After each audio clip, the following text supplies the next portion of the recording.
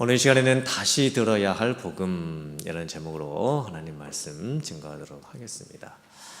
저희 셋째 딸 서영이가 초등학교 5학년입니다. 지난주 어느 날 저녁에 저하고 서영이하고 단 둘이서만 차를 타고 가게 되었습니다. 차를 타고 가면서 제가 서영이한테 물어봤습니다. 서영아, 저 앞에 봐봐. 하늘이 참 예쁘지? 어떻게 저렇게 하늘이 예쁠 수가 있냐?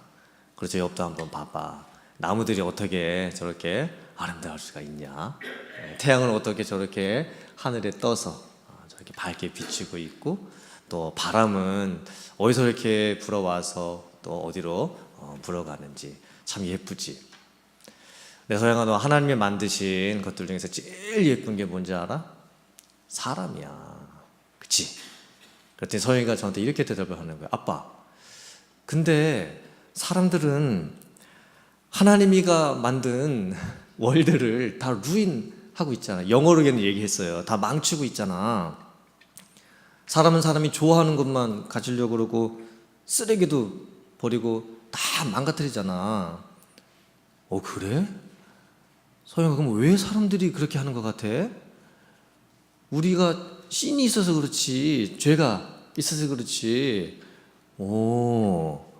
제가 서영이가 그렇게 생각하는 걸 보면서 참 감사했습니다. 왜냐하면 이 아이가 어리긴 하지만 창조와 죄에 대한 어떤 복음적인 이런 생각을 할 줄 아는구나. 또 서영이가 저한테 이렇게 얘기하는 거야. 아빠, 우리가 지금 보는 동물들하고 하나님이가 만든 동물들하고 똑같은 거야? 그게 무슨 말이야?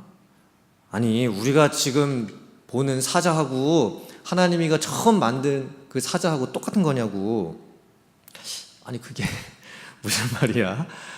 아이고 참, 아빠, 하나님이가 동물들을 크리에이트 했잖아. 근데 어떤 동물들은 인바이러먼트에 어댑티드 되잖아. 그래서 동물들이 체인지 되잖아. 제가 그래서 이제 눈치를 챈 거야. 얘가 학교에서 배운 진화론 얘기를 지금 하고 있는 거구나. 서영아, 동물들 중에서 어떤 동물들은 환경에 적응을 해가면서 변해갈 수는 있지. 새들 중에서 이렇게 부리가 길었던 새가 이렇게 부리가 짧아질 수도 있고, 나비들 중에서 색깔이 이 색깔에서 저 색깔로 이렇게 변해갈 수도 있지. 그런데 너 원숭이가 변해가지고 사람이 될 수 있을 것 같아? 이볼루션, 진화론은 잘못된 거지. 넌 어떻게 생각해? 원숭이가 변해서 사람이 될 수 있다고 생각해? 아니래요. 그래, 처음부터 원숭이는 원숭이였고 사람은 사람이었던 거야. 우리가 지금 보는 사자가 하나님 처음 만드신 사자하고 똑같은 거지. 그러면서 또 이렇게 또 얘기를 해. 아빠, 근데 내 친구들 중에서 4명은 크리스찬인데 나하고 제일 친한 친구 세라는 부디스트야. 그러니까 그 세라 엄마가 일본 분이에요. 그리고 아빠, 프레티카는 200 가드 믿어. 지금 프레티카는 페이퍼도 신이라고 믿고 있고, 그래서 페이퍼를 발로 밟으면 안 된대. 그 프레티카는 인도 친구예요. 소영아, 너 그러면 너 그 친구들한테 예수님에 대해서 전해봤어?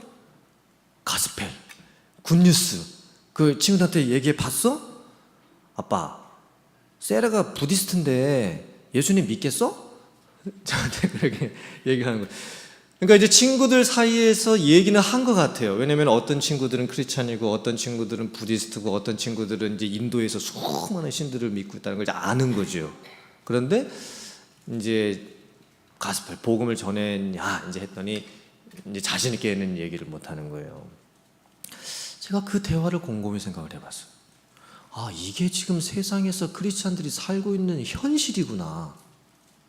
지금 서영이가 초등학교 5학년밖에 되지 않았는데 5학년짜리 세계관 속에서도 학교에서는 진화론을 배우고 있는 거고, 자기 친구들 중에서 부디스트들도 있고, 또 힌두교, 인도 쪽에서 온 친구들도 있고, 서영이는 매일 학교에서 그 친구들 같이 만나고 있는 거예요.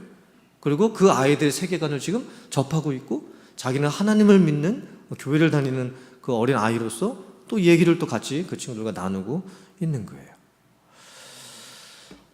우리 초등학교 5학년짜리밖에 안 되는 이런 아이들도 지금 세상에서 살아가면서 이 복음을 얘네들이 제대로 알고 살아가고 있을까? 이 아이들이 과연 십자가 부활, 이 구원에 대한 이 복음을 제대로 깨닫고 고백을 하고 있는 걸까? 그 친구들 앞에서 자기가 믿는 게 무엇인지를 알고 그 아이들에게 자기의 신앙을 드러내면서 전할 수 있는 걸까? 이건 어린 아이들의 문제만은 또 아닌 것 같아요. 우리 어른들의 삶의 환경도 지금 똑같은 것 같습니다. 과연 우리들이 예수를 믿고 구원받아가지고 이 세상에서 살아간다는 의미가 뭘까? 내가 예수님을 믿고 구원받았다고 하는 것이 이 세상 사람들의 눈의 관점에서는 어떻게 생각될 수도 있는 걸까? 나는 내가 믿고 있는 나의 믿음을 어떻게 내 주변에 있는 사람들에게 드러낼 수 있는 걸까? 오늘 성경 말씀이 로마서인데요. 바울 사도가 로마에 있었던 교회 성도들에게 보낸 서신입니다. 편지죠. 바울 사도가 오늘 로마서에서 이렇게 이야기를 합니다. 내가 복음을 부끄러워하지 아니한다. 그리고 로마에 있는 성도님들도 복음을 부끄러워하지 않는 성도님들, 교회가 되었으면 좋겠다. 왜 로마에서는 복음을 믿는 것이 부끄러움을 당하는 일이 될 수도 있는 걸까요? 왜 로마에서는 그 환경이 어땠길래 예수님을 믿고 십자가 부활을 믿는 것이 어쩌면 바보 취급 당할 수 있는, 저 사람 뭐야? 저 사람 뭔데 예수, 십자가, 부활이라는 걸 믿고 있는 거야? 이렇게 취급당할 수가 있는 거였을까?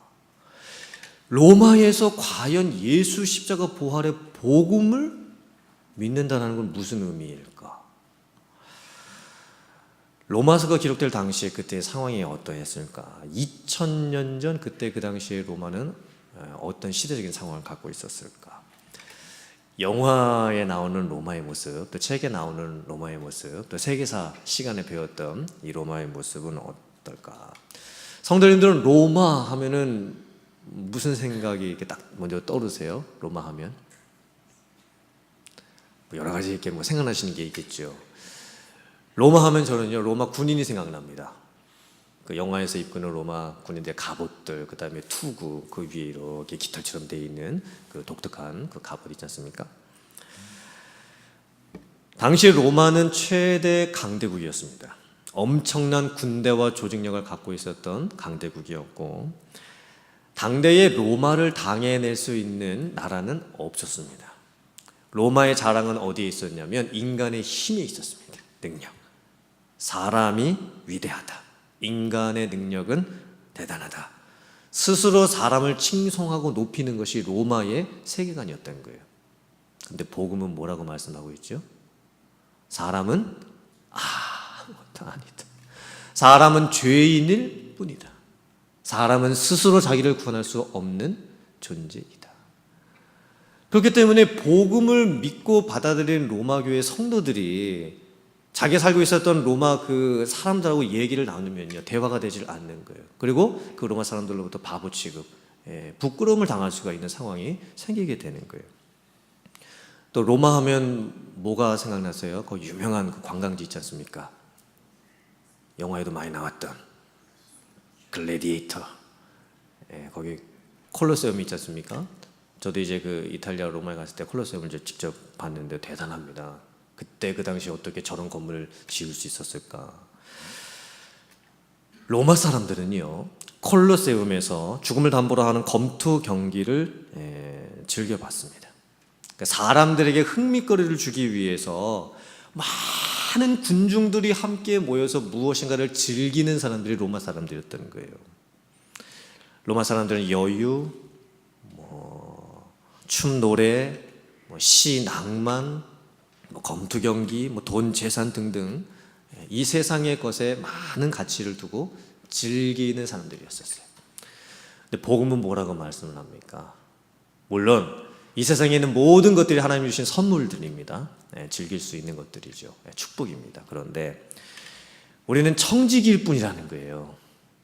내게 있는 시간, 물질, 재능, 모든 것이 나는 종일 뿐이고 사실 내 것이 아니고 주인이 따로 있기 때문에 나는 그 모든 것들을 사용할 때 하나님의 영광을 위해서 사용해야 한다. 복음은 그렇게 선포하고 우리에게 가르칩니다.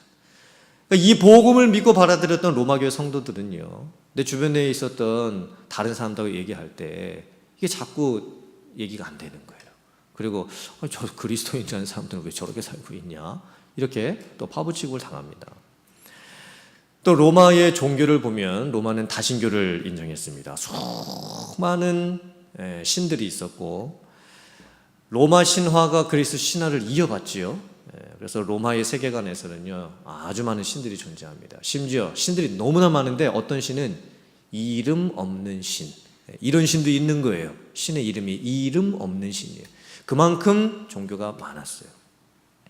로마 사람들은요, 내가 믿는 신, 당신이 믿는 신, 그래 다 좋다. 그리고 때로는 그 신을 바꿔요. 그리고 맞바꿔서 섬기기도 하고, 그러니까 함께 여러 가지 신들을 인정하면서 사는 거예요. 그리고 종교는 아주 좋은 돈벌이 도구였었습니다. 종교를 통해서 돈을 많이 벌 수 있었어요. 근데 복음은 어떻게 가르칩니까? 어떻게 선언합니까? 하나님은 유일하신 하나님이시니 세상에 하나님 한 분밖에 계시지 않는다. 그리고 다른 존재하는 모든 신들은 다 거짓신들이고 다 우상숭배일 뿐이다. 그 복음이 가르쳐주는 하나님을 믿고 사람들 만났을 때 얘기할 때에 대화가 되질 않는 거예요. 또 바보 취급을 당할 수 있는 거예요. 부끄러움을 당할 수가 있는 겁니다.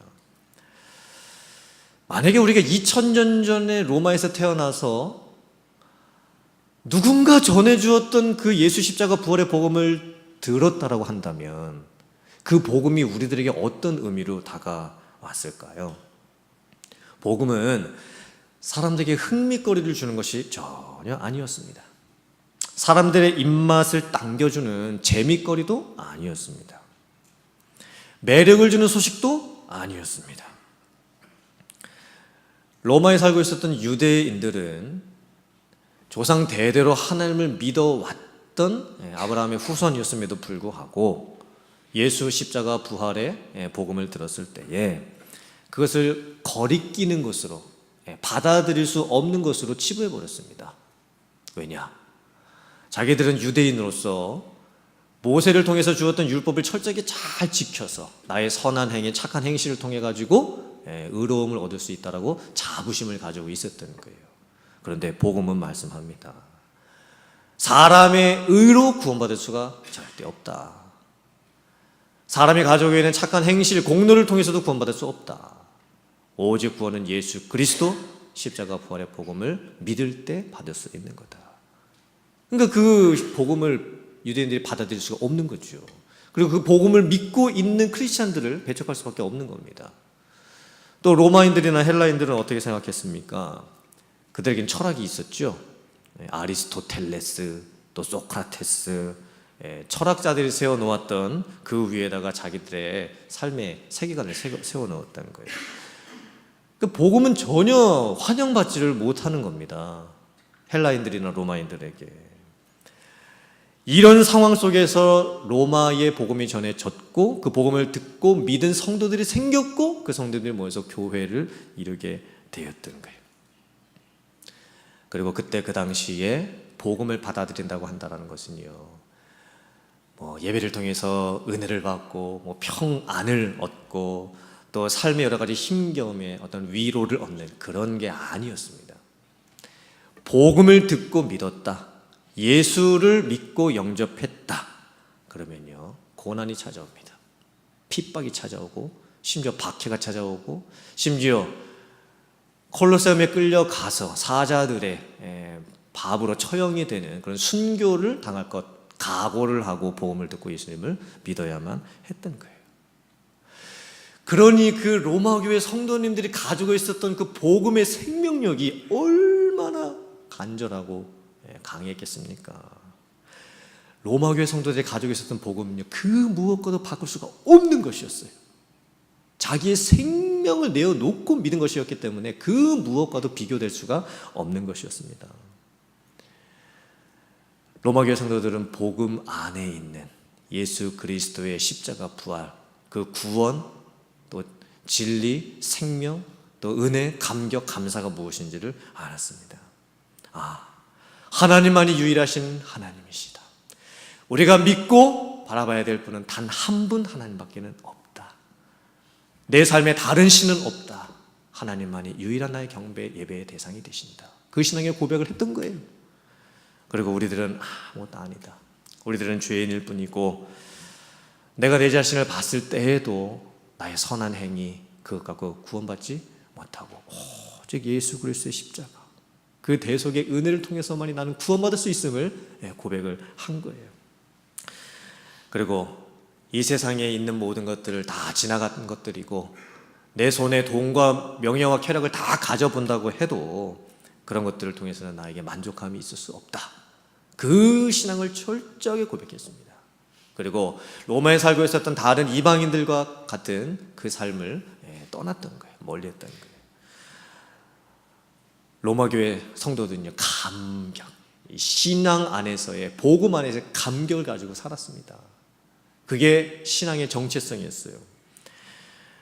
아마 로마에 살고 있었던 대다수의 사람들은요, 로마 사람들이 이제 쾌락을 많이 추구를 했으니까 뭐 사람들이 만나면 술잔 기울이었겠죠. 또 로마 귀족 사이에서는 그때 그 당시에 목욕 문화가 많이 발달을 했으니까 좋은 목욕탕 아마 찾아다녔을 겁니다. 그럼 그 목욕탕 문화 자체가 좀 음란한 것으로 이제 연결될 수 있는 확률이 많기 때문에 아마 방탕한 그런 모습들이 많았겠죠. 로마 사회는 결국 이제 그렇게 무너집니다. 그런데 성도들은요, 신앙을 지켜요. 믿음을 지켜냅니다. 이 세상의 삶의 환경이 어떠하든지 거룩한 그 복음, 내가 지켜야 될 복음을 가지고 있는 거예요. 아마 로마교회 성도들이 우리가 부르는 이 찬양의 고백을 했을 것 같아요. 분명히 이 찬양의 고백을 아마 했을 것 같습니다. 주 예수보다 더 귀한 것은 없네. 이 세상 행복과 바꿀 수 없네. 성도님들 같이 한번 해보세요. 유혹과 핍박이 몰려와도 주 섬기는 내 맘 변치 못해. 후렴 부분이 이제 있죠. 후렴 부분 나오는데 로마교회 성도들은요, 이 신앙의 감격이 있었던 거예요. 한번 저희가 묵상하고 내 삶에 적용해 봤으면 좋겠습니다. 지금 내가 복음 듣고 예수님 십자가 부활을 믿고 교회를 다니고 있는 것이 유일한, 타협할 수 없는, 절대적인, 다른 것과 비교할 수 없는, 다른 것에 양보할 수 없는, 피곤하다고 옆으로 밀어둘 수 없는 그 어떤 것보다 소중한 것이 되어 있는 것일까? 복음을 듣고 예수님 믿고 죄사함 받고 구원 얻은 것은요, 이 밭에 감추어져 있었던 보화를 발견한 것 같은 엄청난 사건이었습니다. 내가 가지고 있는 전 재산 다 팔아서라도 그 밭에 있는 보화를 갖기 위해서 내 모든 것을 다 내려놓아도 아깝지 않은 것, 그것이 복음 안에 있었던 구원이었고 생명이었고 은혜였던 거예요. 과연 나는 내가 지금 믿고 있는 그 복음을 어느 정도의 가치로 생각을 하고 있는 것일까? 정말 그 복음이 나에게 생명이 되고 있는지 한번 묵상해 보았으면 좋겠습니다. 아니면 반대로 그냥 예수님을 믿는 것, 그냥 교회를 다니는 것이 그냥 종교 생활하는 수준에 머물러 있고 취미 생활하는 정도에 가깝고 그냥 수많은 옵션 중에 내가 하나 선택할 수 있는 그 정도밖에 되어 있지 않는지. 신앙은요, 액세서리가 되어서는 안 됩니다. 더욱이 우리가 10년, 20년, 30년 습관에 따라 가지고 교회를 다니고 있다라고 한다면 예수님 십자가 부활 생명, 이 복음 안에 담겨져 있는 그 엄청난 영광과 능력을 제대로 체험하지 못하면서 저희가 신앙생활을 하고 있다고 한다면 정말 위험한 겁니다. 내 자신을 돌아볼 수 있어야 돼요. 오늘 로마서가 더 특별한 이유는 뭐냐면 바울 사도가 로마서를 언제 쓰냐면 로마에 믿는 성도들이 생기고 교회가 세워지고 나서 20년, 거의 20년 지나고 나서 이 로마서를 써서 보내는 거예요. 이상하지 않습니까? 여러분, 복음은 원래 누가 듣는 겁니까? 먼저는 예수님을 안 믿는 사람들이 복음을 듣는 거겠죠. 그리고 교회를 이제 다녀도 초신자분들, 아직 복음에 대한 확신이 없는 분들이 이제 복음을 듣는 거겠죠. 그런데 왜 바울 사도는 이미 로마에 성도들이 있고 교회도 세워져 있고, 물론 거물로서 되어 있는 교회는 아니었지만 믿음의 공동체로서의 교회였겠지만 20년의 신앙의 역사가 있는 그 로마 교회에 이 로마서를 보냈던 걸까요? 그리고 바울 사도가 나는 할 수 있는 대로 여러분들에게 복음 전하기를 원합니다. 왜 20년 동안 신앙생활을 했던 로마 교회 성도들에게 복음을 그렇게 다시 전하려고 했던 것이었을까요? 이게 참 중요한 부분입니다. 로마에 언제 이 복음이 전해졌냐면, 아마도 예수님 십자가 죽으시고 부활하시고 승천하시고 나서 오순절 성령 강림을 약속해 주셨을 때, 그때 절기를 지키기 위해서 각국에 흩어져 있었던 유대인 디아스포라가 이제 예루살렘으로 왔죠. 그때 이제 오순절 성령 강림 사건이 일어나고 베드로를 통해서 3,000명, 5,000명이 회개하는 역사가 일어나고 복음이 이제 확장되어 갑니다. 그리고 이제 로마에서 왔던 사람들이 다시 로마로 돌아갔겠죠. 그곳에 가서 이제 복음을 전하고 예수님 사람들, 교회들이 생겨났을 거예요. 그리고 나서 바울 사도가 제1차, 2차, 3차 선교 여행을 이제 쭉 가게 되는데 시간이 흘러가지고 무려 20년 이제 세월이 지난 거예요. 그러면서 3차 선교 여행하면서 고린도에 왔을 때 바울 사도가 로마서를 써서 보내요. 바울 사도가 왜 20년 동안 이미 예수님 믿고 신앙생활을 하고 있었던 사람들에게 로마서를 써서 보냈을까? 이유가 있겠죠. 목적이 있겠죠. 그 세 가지의 목적을 오늘 말씀을 합니다. 첫째, 로마서 1장 11절의 말씀입니다. 자, 내가 너희 보기를 간절히 원하는 것은 어떤 신령한 은사를 너희에게 나누어 주어 너희를 어떻게 하기를 원한다? 견고하게 하기를 원한다. 바울 사도가 20년 동안 복음을 듣고 예수님 믿었던 사람들에게 다시 주고 싶었던 것은 뭐였냐면 신령한 은혜였어요. 복음 안에 있었던 구원, 또 생명, 또 성령, 세상에서 들을 수 없는 것들. 바울 사도는 로마 교회 성도들이 다시 한번 복음을 통해 가지고 견고하게 서기를 원했습니다. 복음은요, 10년을 신앙생활 했던, 20년을 신앙생활 했던, 30년을 신앙생활 했던 다시 들어야 하는 거예요. 그리고 복음 안에서 다시 세워져야 될 필요가 있습니다. 어쩌면 물론 복음은 이제 예수님을 안 믿는 사람들이 들어야 되고 처음 교회 다니는 사람들이 들어야 되겠지만 교회 안에도 여전히 복음을 다시 들어야 될 사람들이 있을 수 있습니다. 그게 나을 수도 있는 거예요. 우리는 다시 복음 앞에 나아가야 됩니다. 그리고 그 복음 안에서 십자가 앞에서 다시 깨어져야 됩니다. 그리고 하나님 사랑 다시 확인하면서 내 교만했던 마음이 녹아져야 됩니다. 그리고 십자가 앞에서 내 자아가 죽어지고 주님 앞에 무릎 꿇을 수 있는 그러한 신앙으로 다시 회복이 돼야 됩니다. 세상 속에서 여러 가지 만족을 누리며 찾으려고 했던 그 모습에서 이제는 예수님 믿는 기쁨, 즐거움, 구원의 감격을 다시 한번 회복해야 될 사람들, 그 사람들이 바로 저와 여러분들입니다. 그래서 오늘 이 시간을 통해서 이미 예수님을 믿고 또 구원받은 성도이기는 하지만 다시 한번 이 복음이 주는, 복음 안에 담겨져 있는 예수님의 십자가, 부활, 또 생명, 또 하나님께서 베푸시는 그 은혜, 그것을 다시 한번 감격하고 다시 한번 복음 안에서 회복이 될 수 있는 저와 여러분들 될 수 있기를 주님의 이름으로 축원합니다. 또 두 번째 이유는 뭐였냐? 12절 말씀입니다. 이는 곧 내가 너희 가운데서 너희와 나의 믿음으로 말미암아 피차간에 무엇을 얻으려 합니다? 안위함을 얻으려 합니다. 바울 사도는요 궁금했어요. 처음 복음 전해지고 나서 20년 지난 로마 교회의 모습이 어떨까 궁금했습니다. 정말 로마 교회 성도님들이 이 믿음을 진리 위에 세우고 있는 걸까? 사도들이 전해주었던 그 생명의 복음 위에다가, 그 터 위에다가 교회를, 자기들의 믿음을 세우고 있는 걸까? 20년 지나는 동안에 변질되지 않는 그 믿음을 갖고 있는 걸까? 그걸 확인하고 싶었던 거예요. 만약에 서로 간에 나중에 확인되는 소식이 들려오는데 로마 교회가